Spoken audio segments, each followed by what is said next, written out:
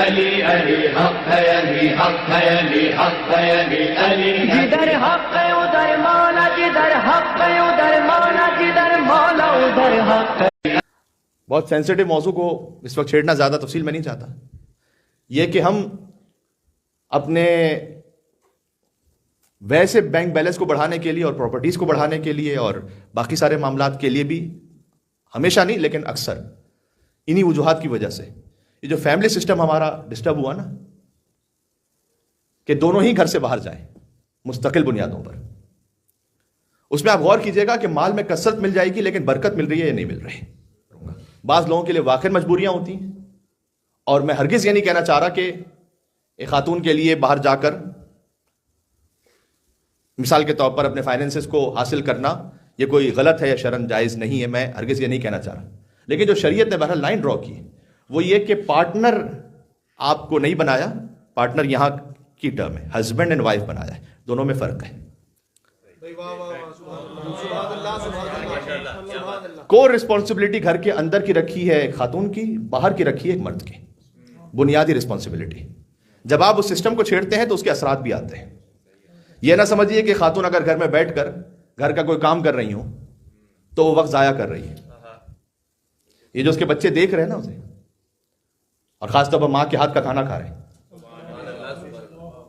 اس کے جو اثرات پہنچ رہے ہیں وہ کسی مال سے نہیں خرید سکتے.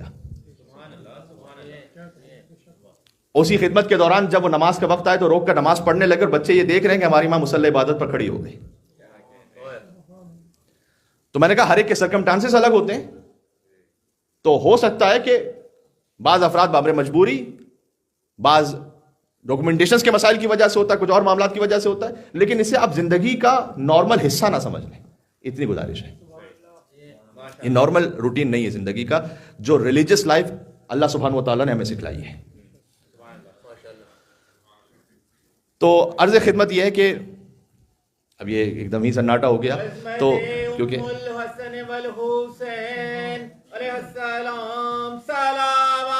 اللہم صلی علی محمد و علی محمد.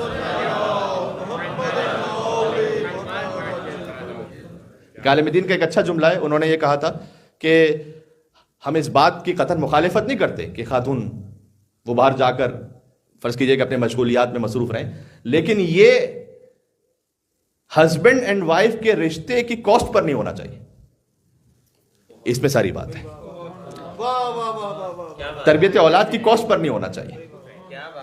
یہ جو برکت کا لفظ ہے کہ جس کے اثرات جاری رہیں، خود حضور کا کلام ہے جو ہم تک امام ہی کے ذریعے سے پہنچا ہے کہ اللہ تعالیٰ نے کوئی غذا اعظم برکتاً منہ من ام اللبن یا من لبن امہ، کہ اللہ نے کوئی غذا بچے کے لیے ماں کے شیر سے زیادہ بابرکت نہیں رکھی. اب وہ سسٹم ہی ختم ہو گیا. کیوں؟ اس لیے کہ جیسی بچے کی ولادت ہو تو 2 سے 3 مہینے بعد فرض کیجئے کہ آپ نے پھر جوائن کرنا ہے، اور بچہ پھر ہو سکتا ہے کہ 1.5-2 سال بعد پھر چائلڈ کیئر میں چلا جائے گا.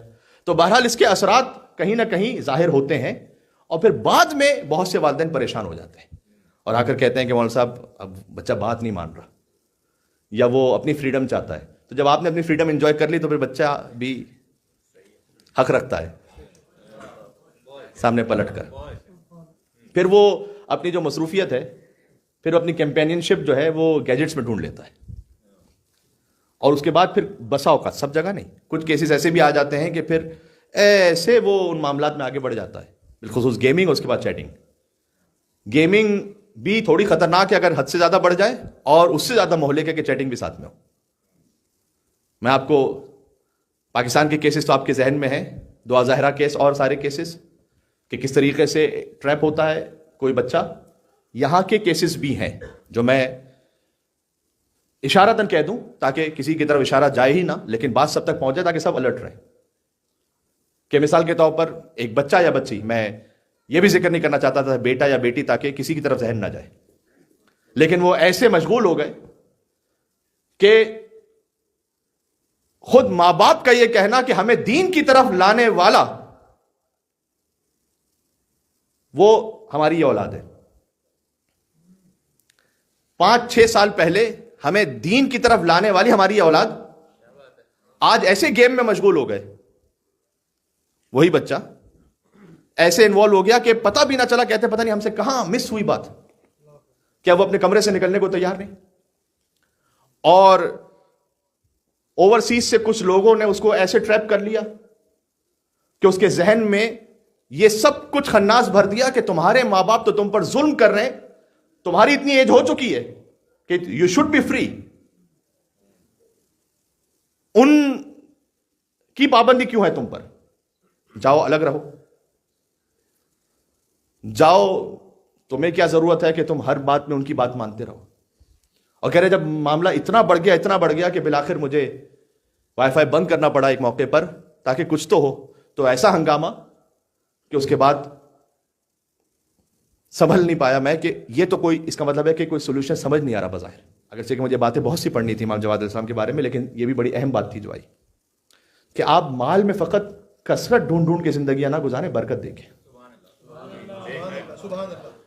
زندگی بابرکت ہو, اولاد بابرکت ہو, اس پہ بھی توجہ کیجیے گا جس کا اثر جاری رہے. قم میں بڑے بڑے قد خدا گزرے, نواب گزرے, جو ایران میں کہتے ہیں نا جن کے بڑے بڑے مال و دولت کے ہوتے تھے سلسلے, ان کو یہ ٹائٹلز دیے جاتے تھے. لیکن آج موسیٰ ابن خزرج, کیا مال میں ان کی برکت تھی کہ ان کا گھر بیت النور ہے جہاں بی بی معصومہ قم 17 دن رکی, اور اس کا باغ بی بی معصومہ قم کا حرم ہے جہاں بی بی معصومہ قم کو دفن کیا گیا. ایک گھر اور ایک باغ, آج تک اس کی برکتیں جاری ہو ساری ہیں.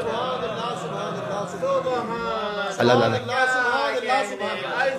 سبحان اللہ. بس بات ختم کر دے گا.